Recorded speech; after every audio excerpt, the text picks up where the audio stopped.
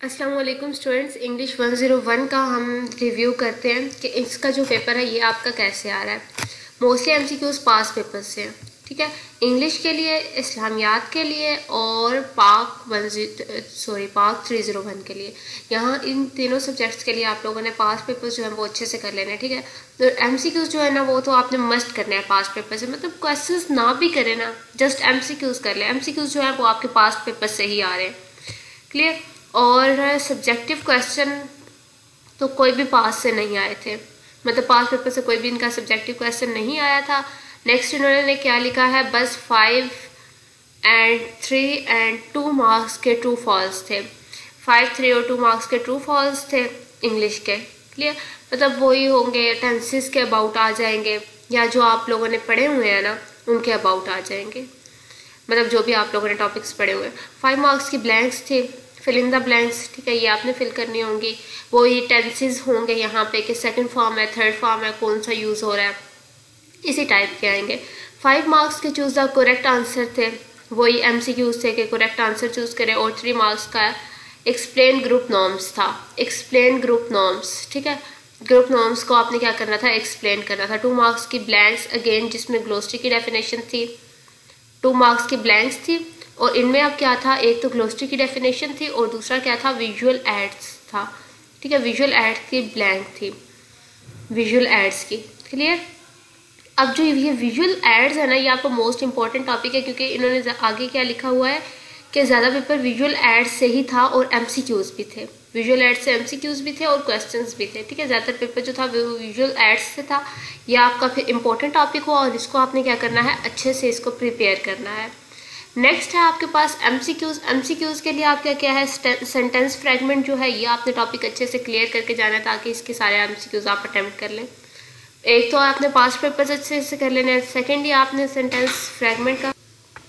Next आपके पास second जो topic है वो है आपके पास सिलेक्ट वर्ब, मतलब कुछ दिए होंगे, ब्लैंक्स दिए होंगे और या फिर वर्ड्स कुछ दिए होंगे और आपको बोला जाएगा कि आपने यह करना है, कोई भी वर्ब जो है वो सिलेक्ट कर ले, क्लियर। फिर सेंटेंस फ्रेगमेंट अगेन यहाँ पे यूज़ हुआ हुआ है, मतलब सेंटेंस फ्रेगमेंट आप अच्छे से पढ़ के जाएं। और टेंसेस थे, टेंसेस भी आए हुए हैं, ठीक है। तो टेंसेस अगर आपको नहीं भी आते ना तो आप इतना प्रिपेयर कर लें ताकि आप पेपर अटैम्प्ट कर सकें एमसीक्यूज का। 20% रिपीटेड थे, मतलब इनके जो थे, इनके पास पेपर में 20% ऐसे एमसीक्यूज थे जो रिपीटेड थे। नेक्स्ट क्वेश्चंस में यहाँ पे हमारे पास क्या है, क्वेश्चंस में यहाँ पे है कोई भी डेफिनेशन गिवन नहीं है, सॉरी कोई भी डेफिनेशन आपसे नहीं पूछी जाएगी। तो बेटर ये है कि आप डेफिनेशंस को रट्टा ना लगाएं।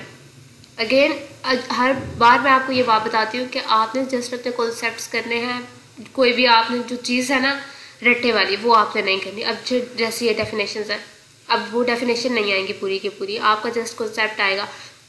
कोई भी अगर आपके पास डेफिनेशन है ना तो उसका पूछ लिया जाएगा कि अगर ये वहाँ पे आपको कोई चीज़ गिवन होगी, ठीक है, जस्ट एमसीक्यूज में, और नीचे जो ऑप्शंस है ना वो गिवन होंगे कि इनमें से कौन सा करेक्ट है, वो चूज़ करें।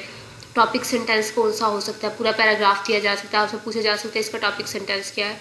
ये सारी चीज़ें आप लोगों ने पढ़ी हुई है, डेफिनेशंस भी इनकी की हुई है, लेकिन डेफिनेशन एज इट इज़ नहीं आएगी, वो एज अ कॉन्सेप्ट आएगी, क्लियर। नेक्स्ट है जिसमें सेंटेंस दिए हुए थे, ये टू रन ऑन सेंटेंस बताने थे, पैरा लिखना था, जिसमें सेंटेंस दिए हुए थे, ठीक है। ये शायद इनका क्या है कि एक पैराग्राफ दिया हुआ था और आपने क्या बताने थे, टू रन ऑन सेंटेंसेस बताने थे कि इस पूरे पैराग्राफ में टू रन ऑन सेंटेंसेस जो है ये कौन से हैं, क्लियर। अब देखें इनका तो ये आ गया कि इन्होंने 2 रन ऑन सेंटेंसेस बताने हैं। आपका ये क्वेश्चन इस तरह आ सकता है, आपको एक पूरे का पूरा पैराग्राफ दिया जा सकता है और आपको कहा जाए कि आप इसमें से बताएं इसका टॉपिक सेंटेंस क्या है, या इसका टॉपिक बता दें इस पैराग्राफ का। तो ये इस तरह के, मतलब जितने भी आपने सेंटेंसेस की टाइप्स पढ़ी है वो सारी आपने करनी है। वो आपको कोई भी एक पैराग्राफ दिया जाएगा और उसको उसमें से बताया जाएगा कि इसमें से जो मतलब ये सेंटेंस है इसको सेपरेट करके लिख दे, ये जो है इसको सेपरेट करके लिख दे, तो वो आपने करना होगा। नेक्स्ट आपके पास क्या है, एक ऐसे कॉमा सप्लाइज और फ्यू सेंटेंस एरर फाइंड करने थे 3 मार्क्स के, ठीक है। ये आपका ये क्वेश्चन आ सकता है, कॉमा सप्लाइज जो है और फ्यू सेंटेंस जो है ये भी आपने टॉपिक क्या कर लेना है, इसका भी आपने गो थ्रू कर लेना है इस टॉपिक को पेपर से पहले ही, ठीक है। नेक्स्ट यहाँ पे क्या है, एक ऐसे और एक पैराग्राफ लिखने आए थे 100 to 130 वर्ड्स के। या तो आप ऐसे लिख लें, ऐसे तो इतने वर्ड्स का नहीं होता, पैराग्राफ ही होगा, मतलब या ऐसे होगा, यहाँ पे ऑप्शंस होंगे, ऐसे लिखो और या पैराग्राफ का, जो पैराग्राफ है वो 100 to 130 वर्ड्स। अब ये पैराग्राफ आप 100 to 130 वर्ड्स इजीली लिख सकते हैं अगर आपके टेंसेस अच्छे हैं। तो आप मतलब किसी भी कोई भी जनरल टॉपिक आ सकता है, कोई भी ना मतलब जनरल टॉपिक जो अभी है ना रिसेंट करंट टॉपिक जो चल रहे हैं वो आपके आ सकते हैं, टेररिज्म आ सकता है, इसी तरह के और आ सकते हैं टॉपिक जो करंट टॉपिक्स चल रहे हैं। तो वो उस पर आपने 100 to 130 लाइन्स लिखनी हुई है। उसके लिए अगर आपने ऐसे प्रिपेयर नहीं भी किया हुआ तो आप मेंटली प्रिपेयर होकर जाएं कि आप खुद से लिखेंगे पेपर में, ठीक है। जब आप ओन वर्डिंग यूज़ करेंगे तो फिर आपके मार्क्स अच्छे आते हैं, क्योंकि टीचर को ये पता होता है कि आपने क्या किया है, खुद से लिखा है, आपने अपना जो माइंड है वो यूज़ किया, थोड़ी क्रिएटिविटी आएगी आपकी राइटिंग में। तो बेटर ये है कि पेपर से पहले ही आप इसकी प्रैक्टिस करें। चले अभी तो आपके पेपर हो गए, लेकिन नेक्स्ट सेमेस्टर के लिए आप इस चीज़ को याद करें कि आपने स्टार्ट से ही प्रैक्टिस करनी है ओन वर्डिंग की। ज़्यादा से ज़्यादा खुद से लिखें। कोई डेफिनेशन है एक दफ़ा देख ली फिर खुद से लिखा, ठीक है। कोई कॉन्सेप्ट है खुद से लिखे, अपने नोट्स बनाए खुद बनाए, किसी के बने बनाए नहीं उठाए। जब आप अपनी चीज़ें खुद बनाएंगे ना, और नोट्स भी इंग्लिश में बनाएं, ताकि आपकी जो इंग्लिश राइटिंग है ना वो स्ट्रॉन्ग हो, आपकी सेल्फ राइटिंग स्ट्रॉन्ग हो, आपको लिखना आए, ताकि आप पेपर में भी फिर अच्छे से अटेम्प्ट कर सकें। क्लियर।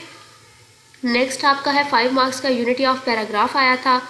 अब यहाँ पे ये 5 मार्क्स का एक क्वेश्चन था, ठीक है, ये आपका लॉन्ग क्वेश्चन में कंसीडर किया जाएगा। नेक्स्ट है 5 मार्क्स की प्रपोजिशन आई थी, प्रपोजिशन आई होगी, ये MCQs में भी आ सकती है, ब्लैंक्स में भी आ सकती है, ऐसे भी आ सकती है, ठीक है, ट्रू फॉल्स में भी आ सकती है। अब यहाँ पे इन्होंने ये नहीं बताया कि ये इनका क्वेश्चन आया था या MCQs में आए थे या क्या आए थे। तो ये जो एक्चुअली यहाँ पे क्वेश्चंस लिखे हुए हैं ना, इसका ये मतलब है कि ये कंसीडर लॉन्ग क्वेश्चन में किए जाएंगे, लेकिन होंगे ये ऑब्जेक्टिव टाइप ही, लाइक MCQs और फिल इन द ब्लैंक्स, और जो आपके पास ट्रू फॉल्स हैं ये आ जाते हैं, या फिर कोई पैराग्राफ आ जाता है उसमें से आपने मतलब शॉर्ट, इतना लेंथी पेपर नहीं होगा आपका इंग्लिश का, जस्ट कंसेप्चुअल होगा, आपने कॉन्सेप्ट्स अपने स्ट्रॉन्ग करने हैं। नेक्स्ट आपका है 5 फ्यूचर टेंस के ट्रू फॉल्स थे, देखा ट्रू फॉल्स यहाँ पे आगे। 2 मार्क्स के ऑर्गेनाइजेशन मेथड ऑफ एसे, जो एसे का ऑर्गेनाइजेशन मेथड है वो आ गया 2 मार्क्स का, वो आपने लिखना होगा। 2 मार्क्स के ट्रांजिशन वर्ड्स थे, ठीक है, ये भी आपके हो सकता है वहाँ पे आए हों MCQs या टाइप में। यहाँ पे इन्होंने क्या किया, जस्ट इन्होंने टॉपिक मेंशन किए कि इस टॉपिक में से ये क्वेश्चन इतने मार्क्स का आया हुआ था। अब क्वेश्चन क्या था वो मेंशन नहीं किया, तो बेटर ये है कि आप ये पूरे का पूरा टॉपिक जो है इसको एक दफ़ा रिवाइज कर लें अच्छे से। और नेक्स्ट है यहाँ पे 3 मार्क्स के रन ऑन सेंटेंसेस थे, यहाँ पे भी ये भी रन ऑन सेंटेंसेस आए हैं, अब यहाँ पे भी आ गए। मतलब ये सेकंड एक और स्टूडेंट के रन ऑन सेंटेंसेस थे, और वहाँ पे भी क्या था कि एक पैराग्राफ गिवन होगा और उन्होंने रन ऑन सेंटेंसेस क्या करने थे वो लिखने थे। क्लियर। और नेक्स्ट है आपके पास 5 मार्क्स का कॉमा सप्लाइज करेक्शन था ड्यू टू कंपाउंड सेंटेंस। यहाँ पे ये जो है आपका कॉमा सप्लाइज है, ये आपका ऊपर भी हो चुका है टॉपिक, तो आपने इस भी टॉपिक को क्या करना है, अच्छे से रीड आउट कर लेना है। नेक्स्ट आपके पास यहाँ पे क्या है कि ऐसे 5 marks should automobile will be prohibited using mobile phones, ठीक है। ये क्या है, ये आपके टॉपिक है जो आपने ऐसे लिखना था, ठीक है, ऐसे 5 मार्क्स का है। तो 5 मार्क्स का मतलब आपने 100 to 130 वर्ड से लिखने हैं, एक शॉर्ट ऐसे है, जस्ट आपने क्या है जो आपके कॉन्सेप्ट्स हैं जस्ट आपने उनको एक्सप्लेन करना है। क्लियर। और टॉपिक ये जो है ये आगे गिवन है, इस तरह के ही आपके जनरल टॉपिक आएंगे। नेक्स्ट आपके पास क्या है 3 मार्क्स का right characteristics of topic paragraph, जो टॉपिक पैराग्राफ है उसकी कैरेक्टरिस्टिक्स लिखते हैं। कॉमा सप्लाइज, अब देखें कॉमा सप्लाइज यहाँ पे 3rd टाइम आ रहा है, मतलब कॉमा सप्लाइज जो है ये आपका इम्पोर्टेंट टॉपिक है, ये आपका MCQs के लिए भी इम्पोर्टेंट है, और जो क्वेश्चंस मतलब क्वेश्चंस किस टाइप के होंगे, ऑब्जेक्टिव टाइप के होंगे, वो उसके लिए भी आपके लिए इम्पोर्टेंट है। और फ्यूज सेंटेंस एरर फाइंड करना था 3 मार्क्स का। Clear. Characteristics of topic sentence, यहाँ पे देखें यहाँ पे टॉपिक पैराग्राफ की कैरेक्टरिस्टिक्स थी और यहाँ पे किसकी है, टॉपिक सेंटेंस की, तो इसको आपने क्या करना है, मिक्सअप नहीं करना। क्लियर। ये आपके साथ एक मैंने छोटा सा रिव्यू शेयर किया है इंग्लिश 101 के पेपर का, ताकि जिन स्टूडेंट्स के रह गए हैं वो क्या करें, वो इसकी बेस से हेल्प लेके अच्छी प्रिपरेशन करें और उनका जो पेपर है वो अच्छा हो, ठीक है। जिनके पेपर हो गए हैं उनके लिए मेरी दुआ है कि उनके मार्क्स अच्छे हैं, उनके ग्रेड्स अच्छे हों, और जिनका अभी नहीं हुआ उनके लिए गुड लक।